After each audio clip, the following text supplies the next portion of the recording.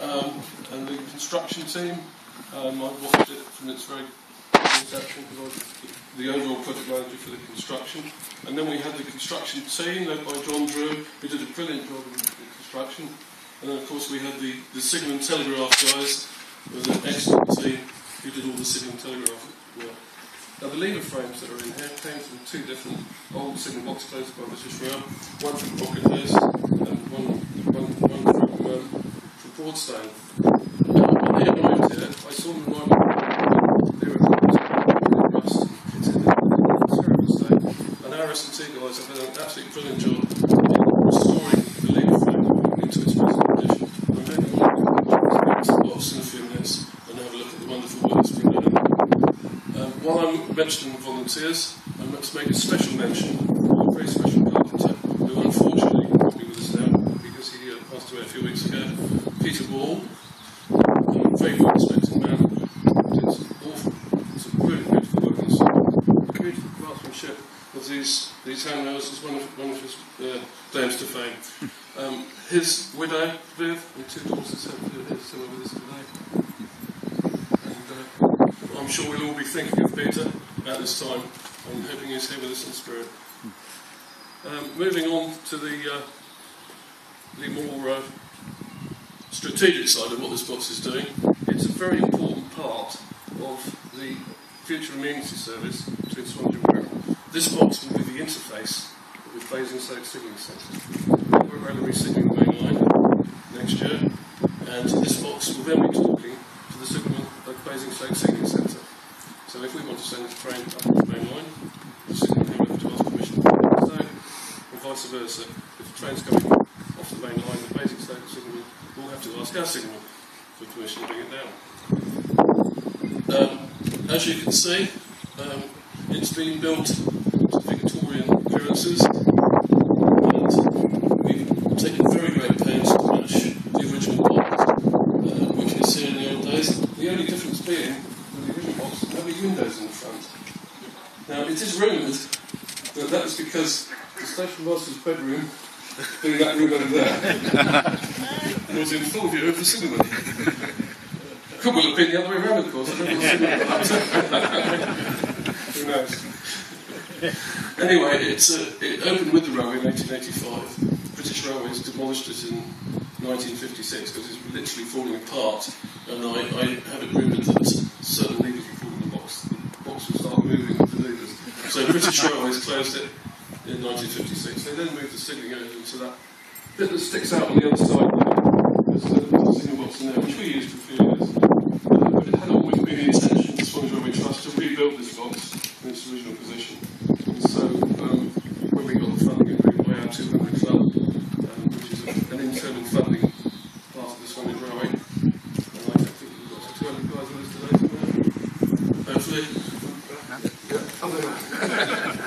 And without that funding we couldn't have done it. The box itself, the construction of the box, was £48,000, which, you know, bearing in mind that there was a lot of volunteer input, it was quite a reasonable amount. Obviously the signalling telegraph equipment in there was costed separately. But anyway, it's all there, it's all working.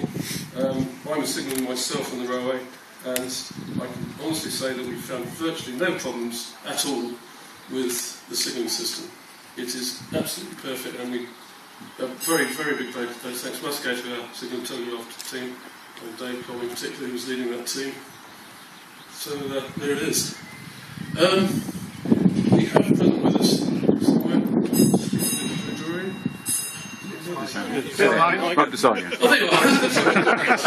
Stephen Drew Drury is the leader of Corfe Parish Council. Now this is right in the middle of his parish, and we feel that the new Corfe Castle signal box is a very, very added attraction to the whole ambience of Corfe village, because everyone that comes on the station we found looks straight at the signal box, and most of them get their cameras out. So they photograph this as well as the train. So perhaps Stephen Drew would like to say a couple of words on behalf of the Parish Council.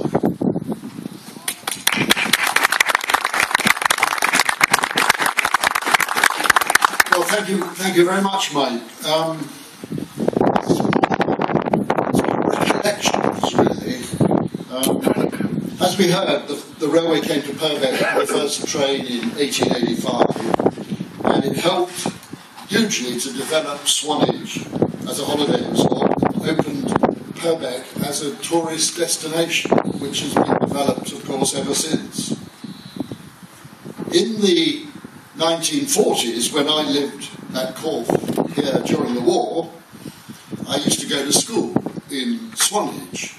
And one of the things I did, I walked across the track up there, came back, got in the train, and went off to Swanage. And it was a lovely way to go to school in Swanage. But of course, in those days, there was no bridge. I actually walked in front of the train. And as far as I'm aware, there were never any accidents. And there were never any yellow jackets either. Orange jackets. But back in those days, it was probably actually just after the war, I used to come up into the old signal box, which was beginning to crumble, but it was here, and the old frames were here, and together with the signalman, and I can't actually remember his name, but he was an employee of the railway at the time, South West Trains, I think it was at the time.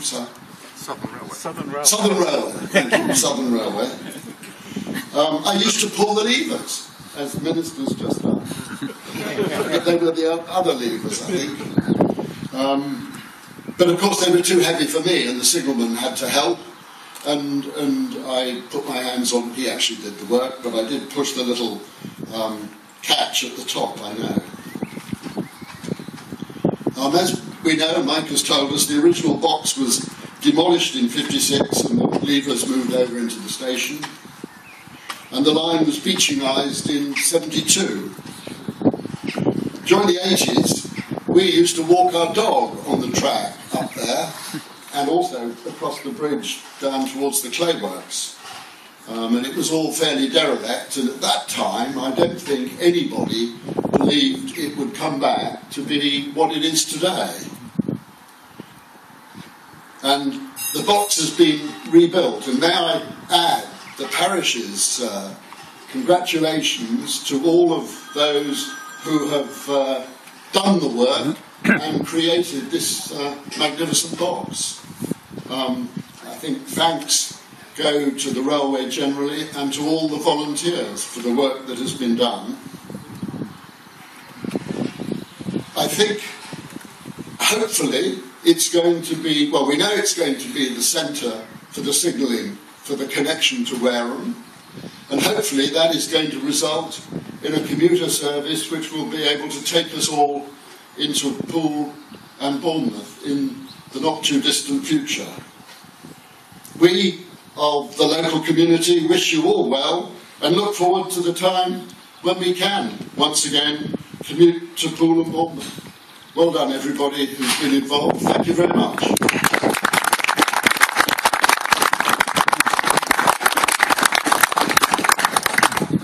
Thanks, Stephen.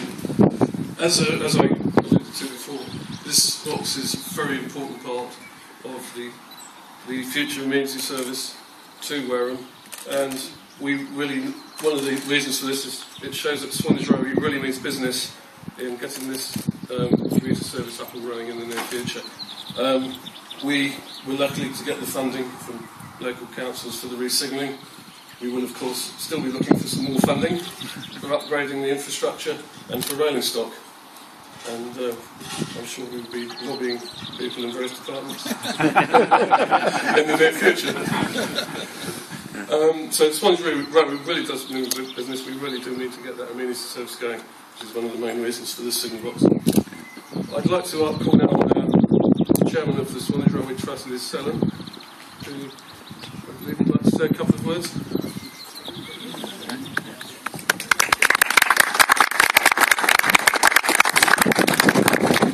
Thank you very much. I just want to thank you all for taking the time out to come, particularly the Minister, Secretary Drury, Network Rail, County Council, every department really has supported us, and mostly to our volunteers that are here and our staff.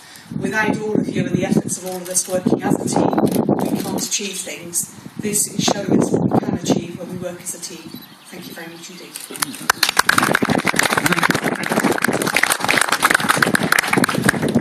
Thank you, Liz. Just a few words now as what's going to happen now. In a few moments, the transport will be cutting the ribbon to formally open the signal box.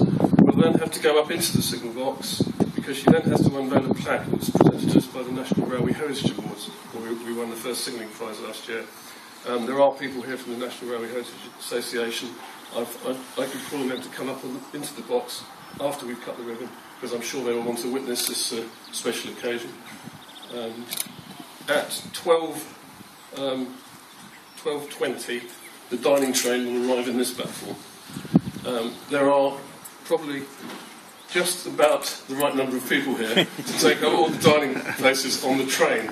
So can I ask, so we don't get a complete bottleneck, that all our volunteers get on the carriage, the dining carriage at that end, and all the other people, our guests, councillors and eminent guests, get in the bar car, which will be at this end of the train, and then they can pick...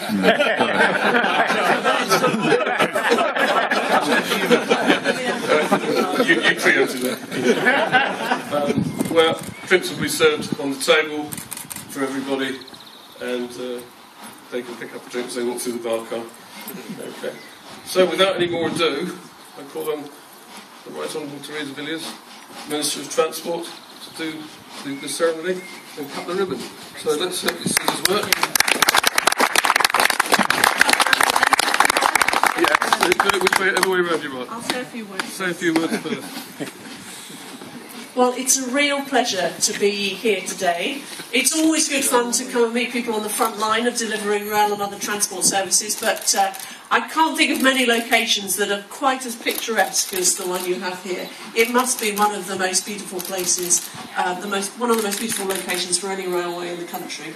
And I echo all that's been said in terms of thank yous to everyone who's been involved with this project. You've clearly done a fabulous job. I've already had a sneak preview of the new signal box, and it's been tremendously, beautifully renovated and put together. I'm so impressed with what you've managed to achieve here.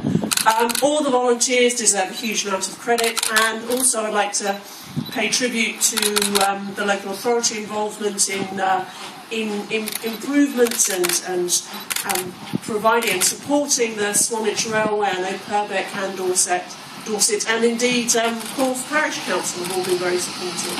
And so it has been tremendous teamwork. Congratulations on what you've achieved. I know you want to achieve even more in the future, and I wish you well with that.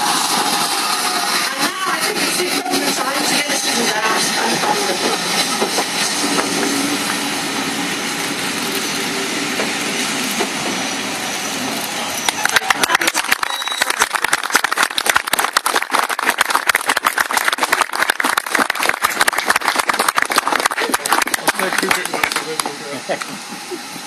Right, thank you very much, Theresa. We are very proud to have such an eminent person here to perform the ceremony. We're now going to go up into the signal box to unveil the plaque, so I can ask the National Railway Heritage Awards to come up with us. Once we've done that, you're all welcome to come up to the signal box in small groups, perhaps 8 at a time, otherwise there's not enough room for any more of it. So we'll do that first, and so if you want to hang around outside for a minute, and then until the dining train arrives, which will be at 12:20. So we've got plenty of time. So we'll speak to you all in a few minutes. Thank you. After you, Theresa.